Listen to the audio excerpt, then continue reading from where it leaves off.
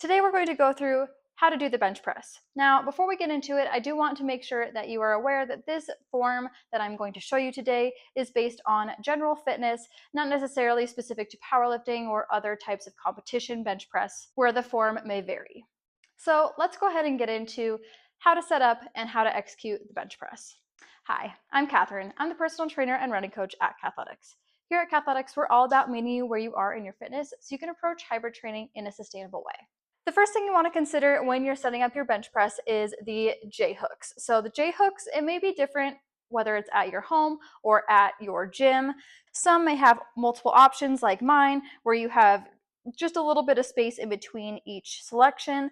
Otherwise, you may have some setups where they just provide 2 slots of J hooks, and that's just where the options are. But what you want to look for when you're setting up your bench press is where your wrists are going to line up. So I'd have you go ahead and lay on your back, reach up your arms, and you want the barbell to sit somewhat around your wrist. Now this is so if you are unracking the bar, you're not having to do a full rep.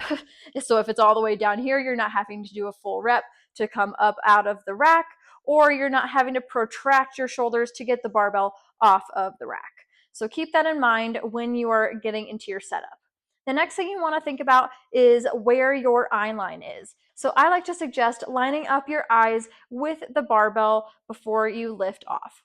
This is going to allow you to not be too far down on the bench where you have to get your lats super involved when you unrack the bar, or if you are really high on the bench and you're too close where when you unrack you're still going to hit the J hooks. So something to keep in mind is to keep your eye line in line with the barbell. Next thing you're going to want to consider is your shoulder blade placement. So you want to really dig those shoulder blades into the bench. You may have a little bit of an arch here, and this is where I was wanting to mention that this is just for general fitness. Now, if you're in powerlifting, you may have a deeper arch in your back, but just know that that is safe because we're not having the spine under any load by being on your back. So as long as we are bracing the core 360 degrees, we have leg drive, and we have other stability factors involved, we are not putting the back in any poor position. So you'll see there's a little bit of space here. That is just going to be my natural position based on digging my shoulder blades into the bench. Now, the next thing that you're going to want to think about is where you're going to place your hands. So your hands can go anywhere.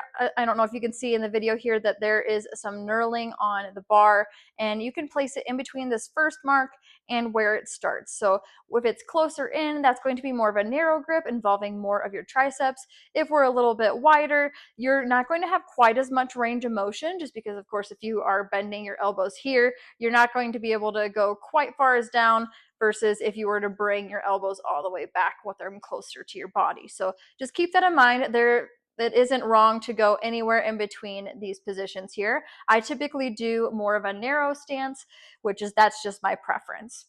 So I like to line up the pointer fingers of my hands, grab onto the bar, keep a really strong wrist. So from the elbow all the way through my knuckles, I'm going to keep it really strong. We're not going to break at the wrists. That's when we start to get more of this action. I want you to think about almost like you're turning on a motorcycle, vroom, vroom. We want to start in that position. So we're going to grab onto the bar. I'm already in position here. I'm going to lift off the bar. We're going to let the bar come down to the chest. Elbows are right underneath the wrists. We're keeping the forearms straight and perpendicular.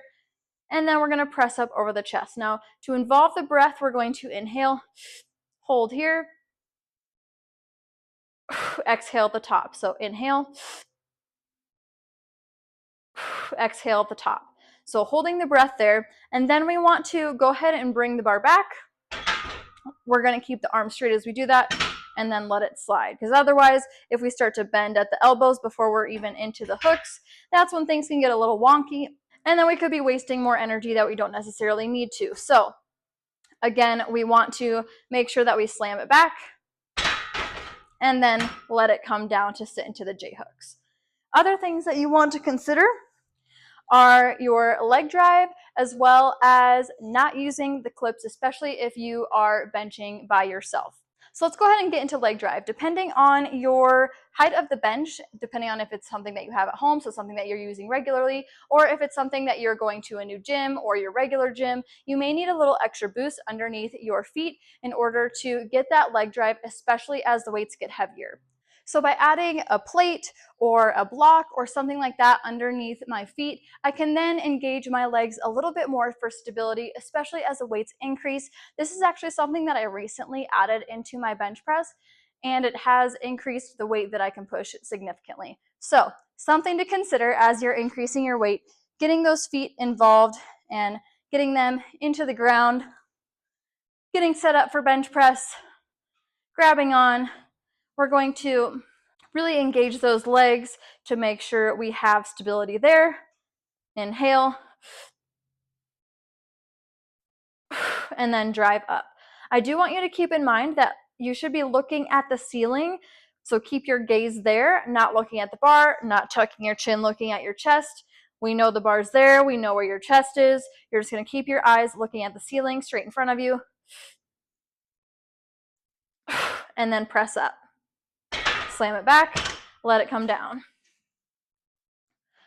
As for the clips, so we don't want to put the clips on, especially if you're lifting a heavier weight, something that you are feeling good about, but starting to go into your upper range. We're at an RPE 7 through 9, maybe even you're pushing your max weight.